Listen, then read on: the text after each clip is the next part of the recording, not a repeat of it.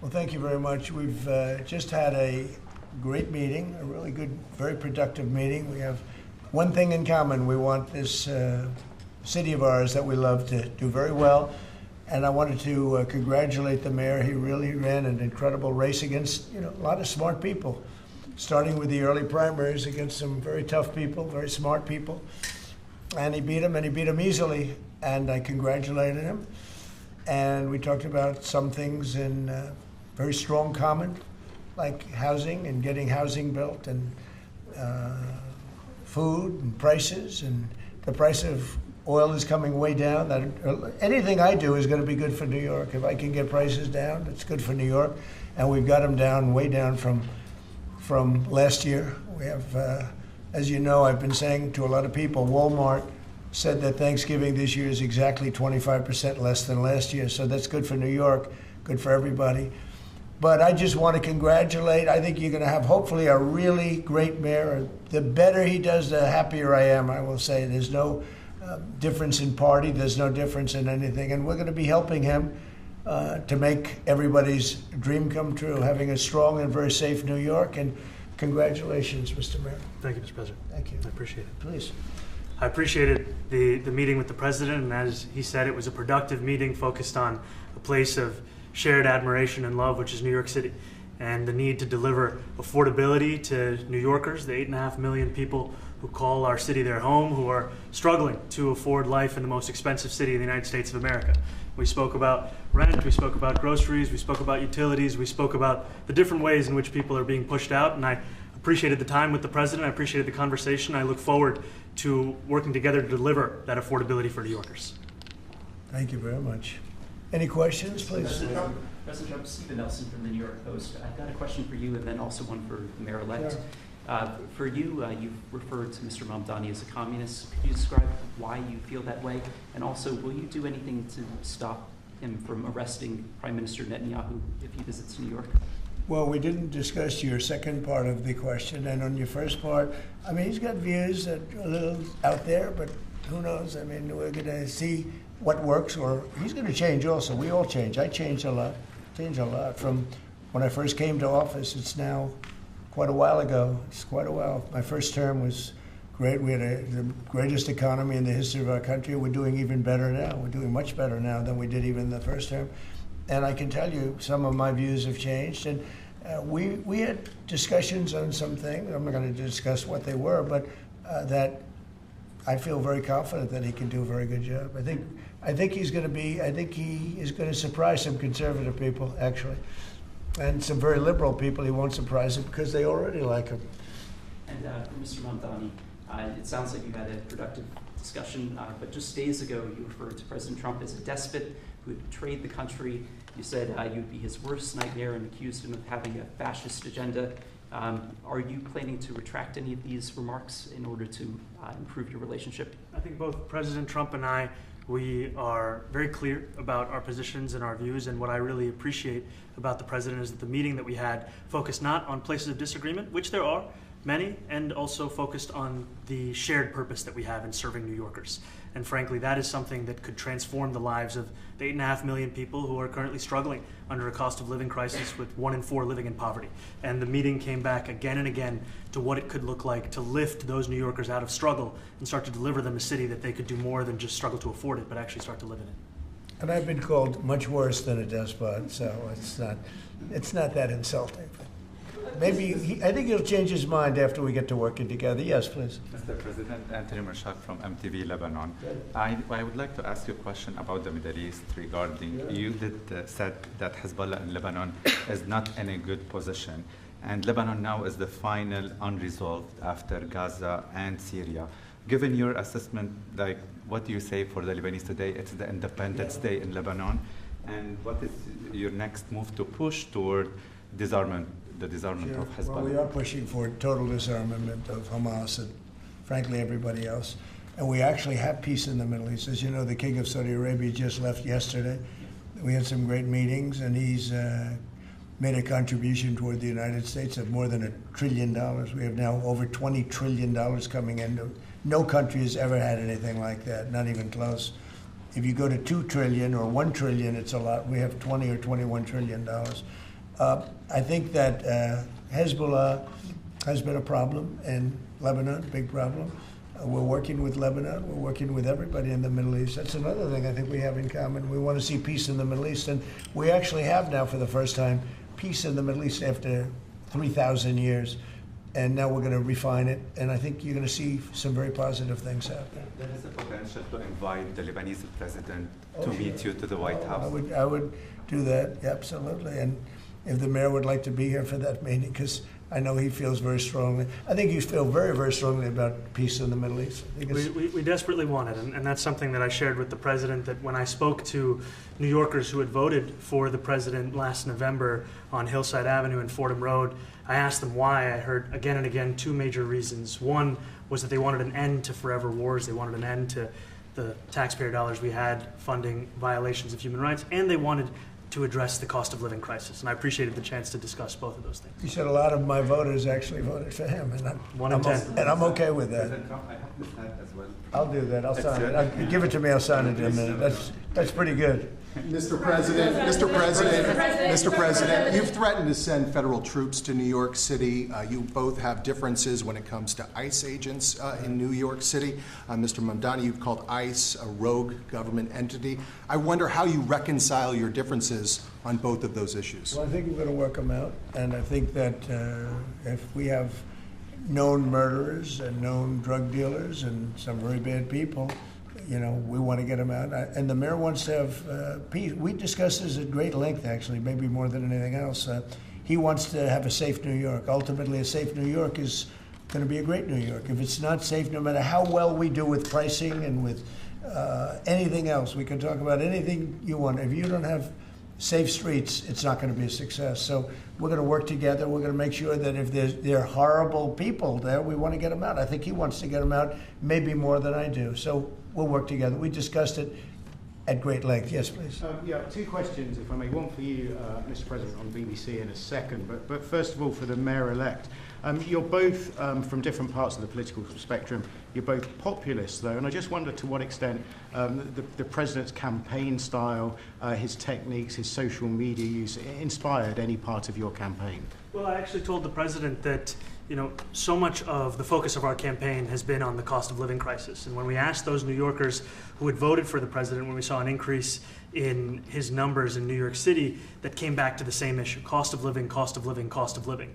And they spoke about the cost of groceries, the cost of rent, the cost of Con Ed, the cost of childcare. And too often politicians are looking to lecture to New Yorkers what they should care about as opposed to listen. And when we spoke to those voters who voted for President Trump, we heard them speak about cost of living. We focus on that same cost of living, and that's where I am really looking forward to delivering for New Yorkers in partnership with the president on the affordability agenda. And I think we have to work a little bit. We talked about Con Edison. We have to work a little bit on getting the prices, because, you know, we've gotten fuel prices way down, but it hasn't shown up in Con Edison. And we're going to have to talk to them. You know, if we're sending them fuel at a much lower price than it was a year ago, which is true, we have to get Con Edison to start lowering the rates. Absolutely. And if I may, last week you told me you were pushing ahead with your plans to sue the BBC for up to $5 billion. You're going to speak to Prime Minister Starmer as well. Is there any progress or any updates on those issues? Well, we get along very well with the Prime Minister. We made a deal with UK. I like him. He's a fine person. And, you know, I think they have some big energy problems. You know, they've got windmills all over the place. They're going to have to start using other methods because their energy is out of control. Talking about in the UK, it's out of control. And he's got that problem. He's got a big immigration problem, as you know, and he's got a big energy problem. And we talk about it. He's a good man. Prime Minister's a good man. Have you had a chance to speak this week? I haven't spoken this week. Mr. President, have you spoken to President Zelensky, or do you intend to meet with him, President Zelensky, about your plan? Are you going to meet with him? I've spoken with their people. We have a plan. It's horrible what's happening. It's a war that should have never happened. It would have never happened if I was president, and it's a shame. And I thought they should have acted quicker. But it's a cold winter, and a lot of the you talk about utilities, but a lot of the big energy-producing plants have been under attack, to put it mildly, to put it nicely. Yeah, we have a way of getting peace, or we think we have a way of getting peace. He's going to have to approve it. Just so sad, so many people. You know, last month they lost 25,000 soldiers. This is something, we haven't seen anything like this since the Second World War. And they're averaging 6,000 or 7,000 a week between the two of them, dead soldiers. And it goes on, and I think they're getting reasonably close, but I don't want to predict. I would have said that would have been one of my early ones. I did 8 peace deals of countries, including in India, Pakistan. You could even go, in fact, they're coming here in a week or two, go to the Congo and Rwanda. That was 10 million people dead, and we worked something out on that. But so many, and the one I thought would have been, for me, because I have a very good relationship with President Putin, I thought that would have been maybe quicker. But it does take 2 to tango. And now you just see all the death. And, you know, it doesn't affect us other than the fact that we don't want to see all those people dead. Really, it's on the other side of the ocean. It's a war that should have never happened. It did happen. I blame the person also sitting right behind this desk. This is a war that should have never happened, and it wouldn't have happened if I were president. But we're trying to save a lot of lives. They're losing 25, think of that, 25,000 lives over the last short period of time. That's Ukrainian and Russian, and it's a shame. What happens if President? I want to ask the mayor-elect about a House resolution. It just passed overwhelmingly to condemn socialism, including with 86 Democrats, all of House Dem leadership, and the Minority Leader, Hakeem Jeffries, despite his endorsement of you. What's your reaction to that? I have to be honest with you, I focused very little on resolutions. Frankly, I've been focusing... Condemn socialism. I understand. I think the focus is on the work at hand. I can tell you I am someone who is a democratic socialist. I've been very open about that. And I know there might be differences about ideology, but the place of agreement is the work that needs to be done to make New York City affordable. That's what I look forward to. And I want to clarify your answer to Stephen Nelson. He asked about your comment calling the president a fascist, and your answer was, both President Trump and I have been clear about our positions and our views. Are you affirming that you think President Trump is a fascist? I've spoken about... That's okay. You can just say yes. Okay. All right. Okay. It's easier. It's easier than explaining it. I don't mind. And Mr. President, I wanted to ask you also about this Ukraine plan. Yeah. President Zelensky said today that his country would risk either giving up a partner or giving up its dignity. There's been criticism that this deal proposal... He doesn't like it? It's unclear. He was sort of tenuous about it. He'll have to like it, and if he doesn't like it, then, you know, they should just keep fighting, I guess, you know. The suggestion that he made, though, was that if he doesn't accept it, that the U.S. would pull back its support for Ukraine. Is that Well, at some accurate? point, he's going to have to accept something. You know, he hasn't accepted. You remember right in the Oval Office not so long ago, I said, you don't have the cards. Don't forget, I inherited this war. I would have never, this war never would have happened. I inherited this war. And I thought he should have made a deal a year ago, 2 years ago. The ultimate deal would have been if it never started. That would have been the good deal. That could have been done too if you had the right president, but you didn't have the right president. Mr. President, the cost of living is something that you and Mr. Mamdani seem to agree on. Democrats have run New York City for a long time, Mr. Mamdani. Do you see Democrat policy specifically as being a problem? And I'd like that be a question that both of you could answer in New York City. Look, I think that there are many things in our city where we have to own the responsibility of it, things that existed long before the president was the president. And those are also part of the message of our campaign, was to take on a broken politics of the past. And I ran against a number of candidates who represented different versions of that past. And what we found time and again is that working people were left behind in the politics of our city. And what we're looking to do is put those people right back at the heart of our politics so that we don't have a situation where we're in the wealthiest city in the history of the world, and yet 1 in 5 can't even afford $2.90 for a Metro card. Mr. Mamdani. You know, we had some interesting conversation, and some of his ideas really are the same ideas that I have. But a big thing on cost, you know, the new word is affordability. Another word is just groceries. You know, it's sort of an old-fashioned word, but it's very accurate. And they're coming down high. They were, you know, we had, both of us, we had the highest inflation in the history of our country the last 4 years under the Biden administration. And we've got inflation down now to a normal number. It's going to go even a little bit lower than that. Katie, do you have something? Mr. President, thank you so much. Mr. Mamdani often talks about New York City being covered by international law, that they will follow international law. Doesn't often talk about the U.S. Constitution. What is your response to that? Well, I don't know what you're referring to in terms it can be covered by international law, local law. It's covered by a lot of laws, but it's covered by U.S. law. Are you referring to anything in particular? He just says that they're a city that endorses and enforces international law. Is that at odds with U.S. I don't law? know. Would you want to?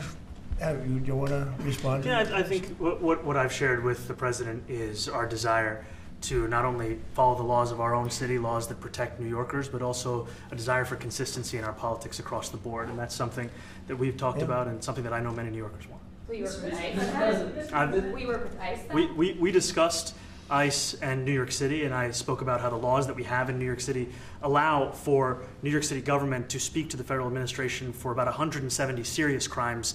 The concerns that many New Yorkers have are around the enforcement of immigration laws on New Yorkers across the 5 boroughs, and most recently we're talking about a mother and her 2 children, how this has very little to do with what that is. Mr. Mamdani, What we did is we discussed crime.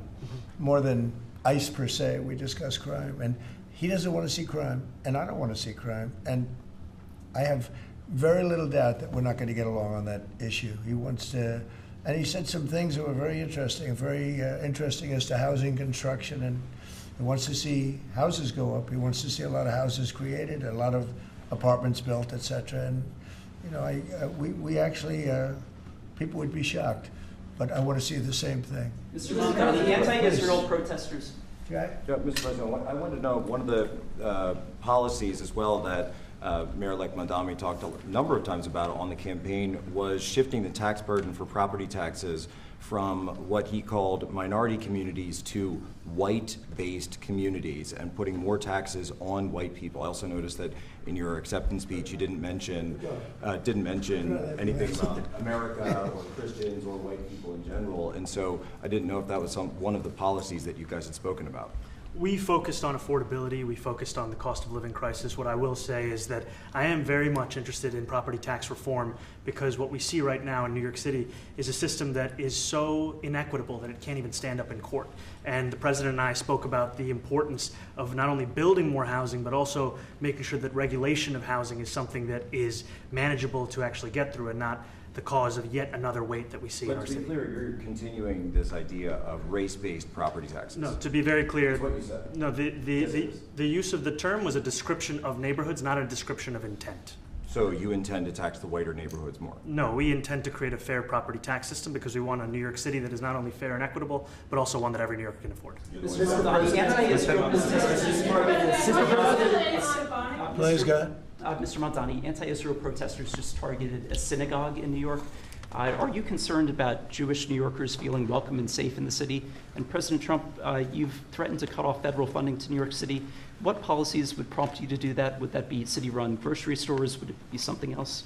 Well, I think if we didn't get along, whether it's cut off or just make it a little bit difficult or not give as much, we want to see, I use the term, we don't want good money going after bad, and we don't want that to happen. I don't think that's going to happen. I did say that, subject to what policies are being said. We had a meeting today that actually surprised me. He wants to see no crime. He wants to see housing being built. He wants to see rents coming down, all things that I agree with. Now, we may disagree how we get there. The rent coming down, I think one of the things I really gleaned very much today, he'd like to see him come down, ideally, by building a lot of additional housing. Yeah. That's the ultimate way. He agrees with that, and so do I. But if I read the newspapers and the stories, I don't hear that. But I heard him say it today, and I think that's a very positive step. No, I don't expect. I expect to be helping him, not hurting him. A big help, because I want New York City to be great. Look, I love New York City. It's where I come from. I spent a lot of years there. Now I'm right here. We took a big setback with the mayor that we had, named de Blasio. I thought it was a tremendous setback for the city. I think this mayor can do some things that are going to be really great. Mr. President, Mr. President, Thank you, Mr. President. How about you? Thank you, Mr. President. You're a billionaire. You have a different address nowadays than you used to, but you used to call New York City home. Would you feel comfortable living in New York City under a Mamdani administration? Yeah, I would. I really would. Especially after the meeting. Absolutely. What makes you comfortable? We agree on a lot more than I would have thought. I think I want him to do a great job, and we'll help him do a great job. You know, he may have different views, but in many ways, you know, we were discussing when Bernie Sanders was out of the race, I picked up a lot of his votes, and people had no idea because he was strong on not getting ripped off in trade and lots of the things that I've practiced and been very successful on. Tariffs, a lot of things. Bernie Sanders and I agreed on much more than people thought. And when he was put out of the race, I think quite unfairly, if you want to know the truth, many of the Bernie Sanders voters voted for me. And I felt very comfortable, frankly, in seeing that and saying that. And, you know, it just turned out to be a statistical truth. But no, I feel very comfortable. I would feel very, very comfortable being in New York, and I think much more so after the meeting. Yes, please. Thank you, Mr. President. I have a question for you, but a very quick one for Please. the mayor. Why did you fly here? Aren't trains greener? I'll use every form of transit, and I want to make sure that they're all affordable in New York City, and that's why making buses fast and free is a centerpiece of our campaign. There is a bus that goes. Well, but I know, but if he flew, that's a lot quicker too. You know, I mean, he's working very hard. For him to be, that's a very long drive. I'll stick up for you. You know, the plane takes you 30 minutes, and driving takes you a And long Mr. time. President, I was wondering if you could clear up some confusion around a Washington Post report. There was this explosive report that the Coast Guard is no longer going to characterize swastikas and nooses as hate symbols. DHS called that a lie and fake news. Can you clear up? I don't know anything about it. When was this written? I think yesterday. Well, look, the Coast Guard's an incredible group of people. I know them very well. We just ordered a lot of new Coast Guard cutters, beautiful, the most magnificent ship. They look like yachts with lots of guns on them. So I don't know, I haven't seen any report like that, but certainly we want them to remain a great force, and they are. You are a peacemaker, and you did the peace in all the 9 months around the world. I would like to ask Mr. Mamdani, you've accused the U.S. government of committing genocide in Gaza while President Trump was working on peace. Why that? I've spoken about the Israeli government committing genocide, and I've spoken about our government funding it. And I shared with the president in our meeting about the concern that many New Yorkers have of wanting their tax dollars to go towards the benefit of New Yorkers and their ability to afford basic dignity. And what we see right now is we're in the 9th consecutive year of more than 100,000 school children being homeless in our city. And there's a desperate need not only for the following of human rights, but also the following through on the promises we've made New Yorkers. And I appreciated the meeting we had and the work that we can do. Do you agree that President Trump did do a peace and he worked hard to make the peace? Because he worked hard to do the peace in the Middle East and everywhere. Do you agree with that? I appreciate all efforts towards peace, and I shared with President Trump that when I spoke to Trump voters on Hillside Avenue, including one of whom was a pharmacist that spoke about how President Trump's father actually went to that pharmacy not too far from Jamaica Estates, that people were tired of seeing our tax dollars fund endless wars. And I also believe that we have to follow through on the international human rights, and I know that still today those are being violated, and that continues to be work that has to be done no matter where we're speaking of. Mr. President, question for Mr. Thank you, Mr. President. Do you view the mayor-elect as the true leader of the Democrat Party? And do you think Leader Schumer's and Leader Jeffries, have to follow his lead? Well, look, I hope they have great leaders. This is a man that right now I think is focused in New York City. I really think he has a chance to do a great job. We're going to help him, but I really think he has a chance to do a great job. But I'll let you answer that. You consider yourself the leader of the Democrats? I think it's more appropriate for him. I consider myself the next mayor of New York City, and I keep my horizons firmly on New York City, and I appreciate the meeting with the president, which focused again on the 5 boroughs and whether New Yorkers could afford to live there. By the way, being the mayor of New York City is a big deal. Absolutely. I always said, one of the things I would love to be someday is the mayor of New York City. Being the mayor of New York, and especially now, because I think you're at really a turning point, one way or the other. It could go great, or it can go in a different direction. And I think you really have a chance to make it great.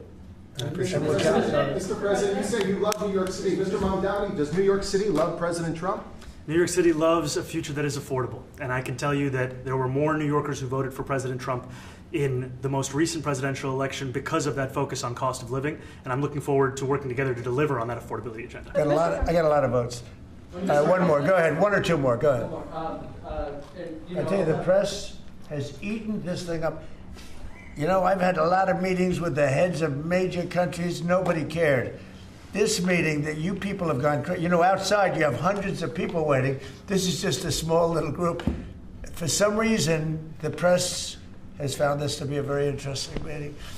The biggest people in the world, they come over from countries nobody cares. But they did care about this meeting, and it was a great meeting. Go ahead. Yeah, Mr. President, I was going to ask you exactly that. Why do you think there's so much more, so much excitement around this than even some foreign leaders? Because I think he's different. All right, I think he's different, and that can be in a very positive way. But I think he's different than, your typical guy runs, wins, becomes mayor maybe, and nothing exciting. Because he has a chance to really do something great for New York. New York is at a very critical point, and he does need the help of the federal government to really succeed, and we're going to be helping him. But he's different than, your average candidate. He came out of nowhere. I said he has a great campaign manager standing over there.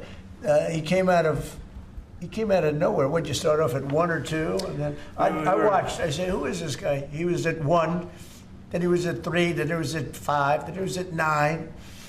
Then he went up to 17. I said, that's getting a little bit interesting, right? And then all of a sudden he wins a primary that nobody expected he was going to win. It's a great tribute. I mean, it's an amazing thing that he did. And I'll just add one thing to what the president said. Is one thing I also appreciated is in our meeting to appreciate a portrait of FDR and the incredible work that was done with the New Deal, and also in thinking about what it can look like when the federal government and New York City government work together to deliver on affordability. It can be transformative. We have a great portrait of FDR that I found in the vaults that was missing for years. I found it, and I put it up. He's a Democrat, to the best of my knowledge. He's a Democrat. And when the mayor saw that portrait, he said, "Sir, do you mind if I have a picture taken by that portrait?" It's an amazing portrait. I hope the picture comes out good. But it's an amazing portrait in the cabinet room. So he's a big fan of the New Deal, I guess, and of FDR. Yes, ma'am. Thank you, Mr. President. You said that you both spoke about crime. There are many police officers set to come off the rolls at the end of this year in New York City. Are you going to allow those police to be replaced with police officers, actual cops? And are you going to require that happens? Would there be some consequence if the Well, I hope staffing? it happens, but again, that's going to be ultimately the mayor's decision. What's your answer? Is that I look forward to delivering public safety with the NYPD, and I've said over the course of our campaign that we have the number of police officers today. They are the ones that's budgeted about 35,000 headcount. And I think the key thing is that we have to make it easier for police to focus on police work, not ask them to respond to 200,000 mental health calls a year. So is that a reduction from what you're at right now? Are you committing to maintaining the same level of cops? I've committed over the course of the campaign to maintain the 35,000. That's the headcount that we had through the campaign. And not replace them with caseworkers, social workers? No, I've said that's the headcount that we want. What we need to do is make sure they can focus on serious crime. And he just retained a great police commissioner, I believe, right? Yes, we did. Commissioner Tisch. If the newspapers are correct. That one they're correct about. He retained, I think, somebody that is she's a good friend of some of the people in my family, of Ivanka, and they say she's really good, really competent, and he just retained her, so that's a good sign. Mr. President, are there still topics that you see the two of you disagreeing on in the future? And do you think you'll have more meetings like this? There will be topics that we disagree on. I think we'll probably come to a conclusion, and ultimately he'll convince me, or I'll convince him. It's for the good of New York. Ultimately, it's for the good of New York. I don't care about affiliations or parties or anything else. I want to see if this city could be unbelievable, if he could be a spectacular success, I'd be very happy. Do you think you guys will meet more in the future too? Excuse? Do you think you'll meet again in the future, throughout the administration? I think we will. I think we will. I hope we do. I enjoyed the meeting. We had a great meeting. Please. Mr. President, Republican Elise Stefanik has campaigned multiple times by calling Zohran Mamdani a jihadist. Do you think you're standing next to a jihadist right now in the Oval Office? No, I don't. But she's out there campaigning, and you say things sometimes in a campaign. Isn't that sort of She's a very capable person. Isn't But that a kind of label? you really have to ask her about that. But no, I don't particularly. I think I met with I met with a man who's a very rational person. I met with a man who really wants to see New York be great again. And I can say again, because New York was great. You know, when I came down to Washington initially, the city was so hot. It was doing great. We were having some telltale signs of problems. We had a mayor that was not doing a great job, but still, it was moving along. And it went bad. It really went, you know, pretty bad. And I think it's been at lower points, but it went pretty bad. I think he can bring it back. Now the question is, will he bring it back all the way? Will he bring it back greater than ever before, which is, I guarantee, that's his wish. I think he wants to make it greater than ever before. And if he can, we'll be out there cheering. I'll be cheering for him. Okay? Thank you very much, everybody. You chose not to answer the question about the synagogue protest. Thank you very much. I care very deeply about Jewish safety, and I look forward to rooting out anti-Semitism across the 5 boroughs and protecting Jewish New Yorkers and every New Yorker who calls the City Hall. Thank you, Brad. Keep moving, guys.